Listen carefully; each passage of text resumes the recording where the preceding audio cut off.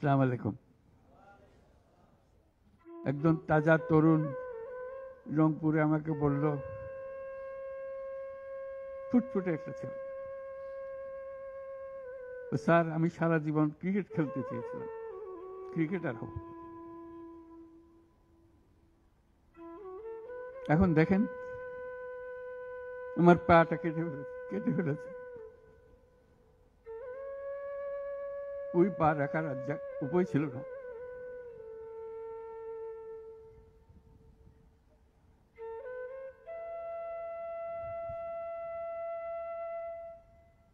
সে আমাকে জিজ্ঞেস করে,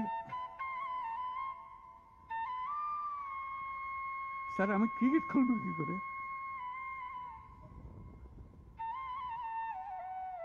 ক্রিকেট তার মাথার থেকে যাচ্ছে না, পা নাই।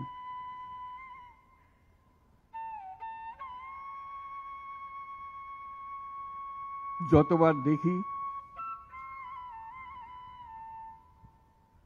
ততবার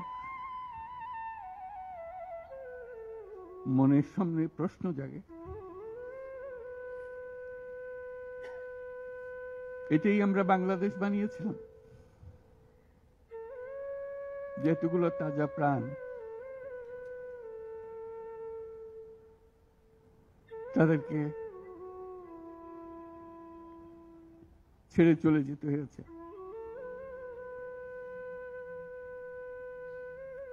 আমরা যারা এখানে আজকে বসে কথা বলছি,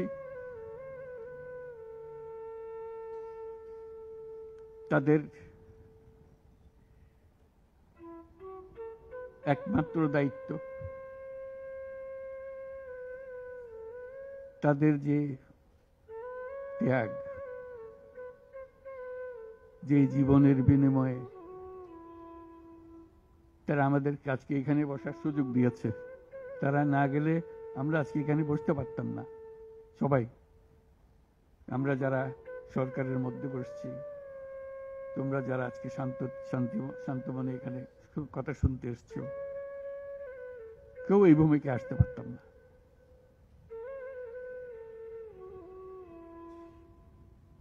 কালকে একটা হাসপাতালে গেলাম, আবার সেই দৃশ্য, কচি কচি প্রাণ, মাথার খুলি উড়ে গেছে, মাথার অর্ধেক নাই, গুলি মাথার ভেতরে রয়ে গেছে।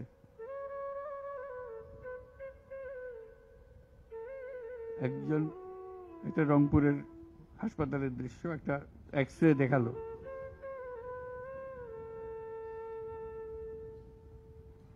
মানে দাগ, অসংখ্য ছোট ছোট ছোট ফুটে করা ছবি। আমি বুঝতে পারতেছিলাম কি দেখাচ্ছে আমাকে। আমি জিজ্ঞেস করলাম এটা কি? যেগুলো গুলি তার শরীরে এখনো রয়ে গেছে, সে বেঁচে আছে, রাবার ব্লাড।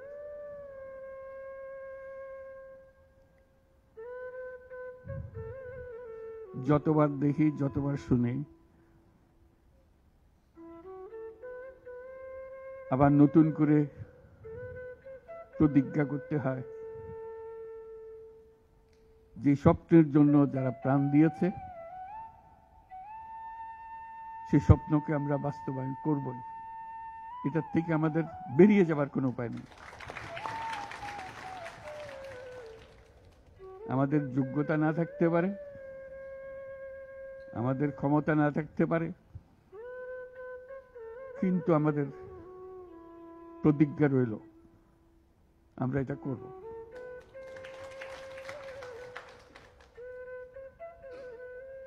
আমি খালি দেখি এই যে ছবিগুলো, আমি তাদের সাক্ষাতে ছবি বলতে যে দৃশ্য দেখলাম, এটা তো সবাই দেখছে না। যারা হাসপাতালে আসছে তারা দেখছে, প্রতিদিনের ঘটনা, একবারের ছবি না। মানুষকে এটা তো জানাতে হবে, বোঝাতে হবে যে কি এর পেছনে কি ছিল। মানুষ এমনিতেই তোমাদের পেছনে অত্যন্ত উৎসাহ সহকারে যোগ দিয়েছে, এটা কোনো তাকে কেউ স্লোগান দিয়ে, কেউ হাত বুলিয়ে বলেছে এই কথা না, কারণ তার মনের সঙ্গে তোমার মনের একেবারে সোজাসুজি মিলে গেছে। দেশের মানুষ যা চায় সে কথাটা তোমরা স্পষ্টভাবে বলেছ, তোমরা প্রাণ দিয়ে বলেছ।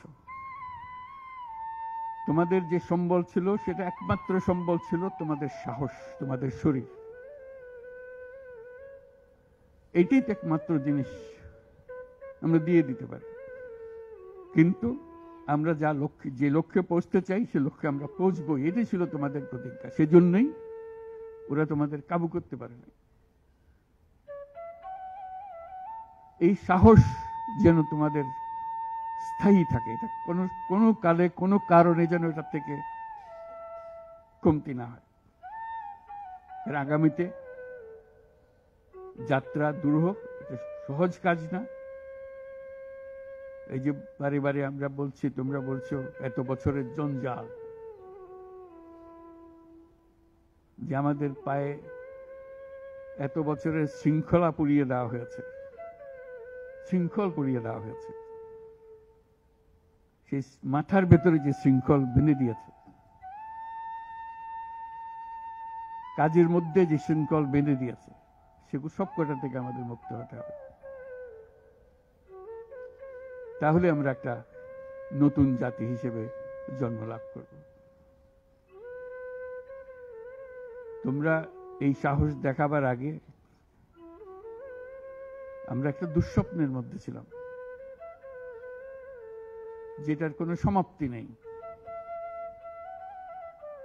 এই দুঃস্বপ্ন কঠোরতর হয়েছে, আমরা একে একে সব হারিয়ে ফেলেছি, দেখতেছি সব যাচ্ছে, কিন্তু টুক করে শব্দ করার সাহস আমাদের হচ্ছিল না। সবাই মেনে নিচ্ছিল যে যেভাবে হোক কোন রকমের সামাল দিয়ে চলা, যতটুকু না হলে নয় সেটুকু করে দেওয়া, তবু জীবনটা কাটিয়ে দেওয়া। এটাকে উল্টে দেওয়ার কথা কেউ চিন্তা করেনি। এটাই ছিল আমাদের দুঃস্বপ্ন। আমাদের হাত পা ছিল অবশ। এই দীর্ঘ 16 বছরের দুঃস্বপ্নের মাঝখান দিয়ে হঠাৎ করে তোমরা আওয়াজ তুললে, না আমরা জেগে উঠবো, এই দুঃস্বপ্নের ভেতরে থাকবো না। যে সাহস তোমরা দেখালে, যে ত্যাগ তোমরা করলে, হঠাৎ জাতি দুঃস্বপ্ন থেকে জেগে গেল। দেখে আরে সব তো আমাদের হাতের বাইরে চলে গিয়েছিল, আমাদের চিন্তার বাইরে চলে গিয়েছিল, এখন আমরা আবার সোজা হয়ে দাঁড়াবো। এই দুঃস্বপ্ন ভেঙে দেওয়ার যে সাহস তোমরা দেখিয়েছ, তার জন্য সারা জাতি তোমাদের কাছে কৃতজ্ঞ। আমাদের চেষ্টা হলো সে জেগে ওঠা জাতিকে নতুন স্বপ্নের দিকে নিয়ে যাও, যে স্বপ্ন তোমরা দেখিয়েছ।